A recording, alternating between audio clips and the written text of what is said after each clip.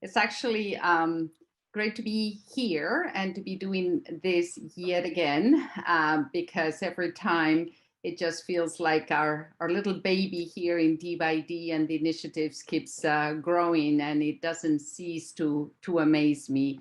I'm going to try to share my screen because I did not ask whether I could have slides. I just created 2 slides. And I'm going to start by saying, I'm not going to tell you my story. I thought I would take this in a slightly different direction for us. So let's see if I can do this correctly. Okay.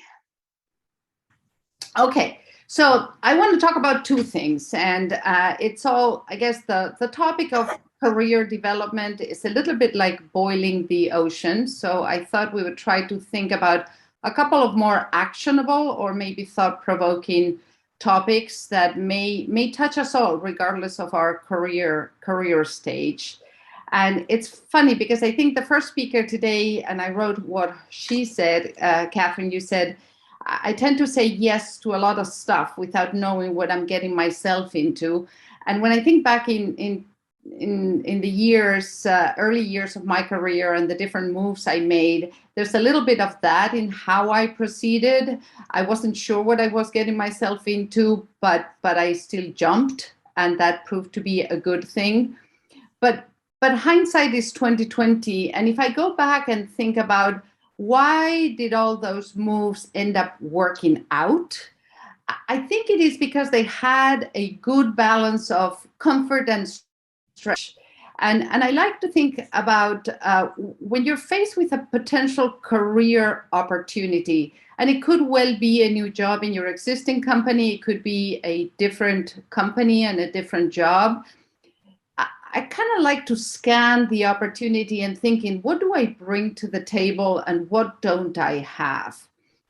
And I think it's a little bit crazy to sort of put too much stretch on any of us at any point in time and still be successful. So thinking about some of the words that Andrew was sharing with us, when he was feeling miserable, having moved continents and taking on maybe a job in a different sort of from a government job into an industry job, and in an environment maybe with products that he was less familiar with.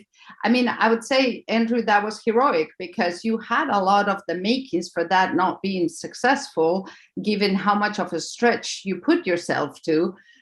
It's like, okay, I came to the US 21 years ago to be VP of Global Marketing at the Vascular Intervention Division of Guidant, but I had credibility with the organization. I had been in marketing before, not at the VP level, but I had been in marketing. I knew the products. I knew who I was going to work for. Yes, I was moving into a headquarters-based position. From a geography-based position, I was going up a level. The location was different, but there was a good balance between what I could feel confident in, or what felt comfortable in the job, and what felt stretchy. And I think this decent balance is what allows you to keep making moves in your career that hopefully keep building you up incrementally, upward and onward as you embrace new opportunities and take on new challenges. So there may be more factors that would show up in this slide that are around the you, as you think about you as a fit, you as ready for that potential new opportunity. But think about which ones score sort of green and comfy and which ones score red and maybe daunting, and try to think whether you are really striking a good balance between both sides of that equation. So this is just as it relates to career moves and when new opportunities present. The second topic I wanted to talk about is another one which I think is quite determining in how we all go through our careers, and it's a little bit of a view I have on the ideal boss. And Stacey, if you can go to the next slide. Given that we are in a mentoring session, I thought and I hope you guys are seeing this other slide, but when I think about an ideal boss, I almost think that ideal boss is just as much a boss as he or she could be a mentor. And I think many of us would reflect back on ex-bosses we had that over the years have now become mentors. And what makes an ideal boss? I like to think of 2Ds and 2Ts as a way to test whether I'm working for the best person I could be working for or not. And this applies to whoever we're working for right now, as well as when you're evaluating, again, a career move, a job change, a new opportunity, who it is that you might consider working for. So you want to get trust and transparency. Those are the two magic T's. And then you want to get delegation and development. So when I think about trust, I would say for me, it is core to how I feel I can be myself at work. If I don't feel I am trusted, if I don't feel I can trust, I would say that is definitely not an environment for me. And I want to have the trust of the person that I work for, that allows you to take some risks, that allows you to feel okay in making mistakes, in being open and communicate freely, in feeling vulnerable. All of things that are incredibly important as you think about growth through your career. Transparency is another absolute must-have. And I chose transparency, but one could use the word communication. You want to know what's expected of you. That cannot be implied. That has to be explained. That has to be explained frequently and clearly so that the expectations are clear.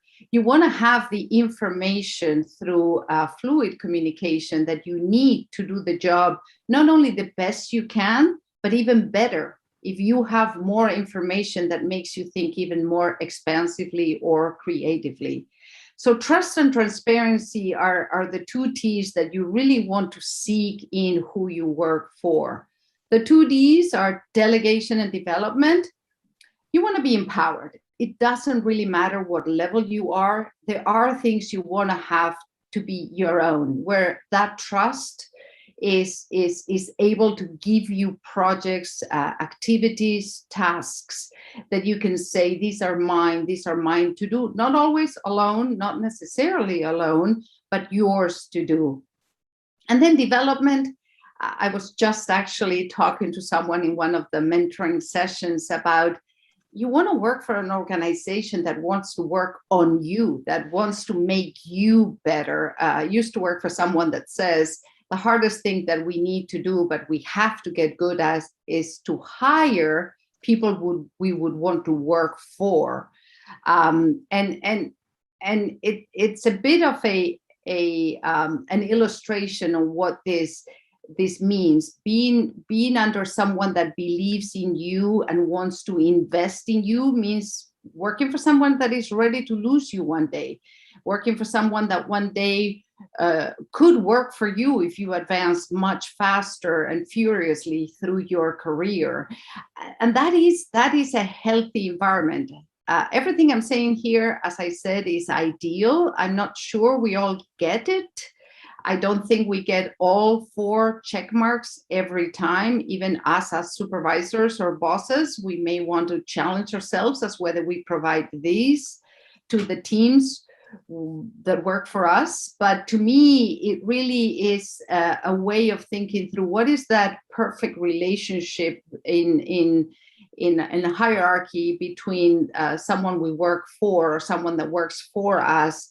And us as a boss and as a leader and even as a CEO, I think Andrew talked about him feeling like he's a mentor. I would say mentor means that you embrace your relationship as a supervisor or a boss with some of these things in mind, if not all of them, because this is what makes that rich interchange. And a lot of work gets accomplished. And I would say the work gets accomplished in an above and beyond manner as well. So these are the two sort of tips and tricks that I wanted to share under the umbrella of career development, as a little bit of a different takeaway from the other keynote speakers. And I think I'll leave it at that.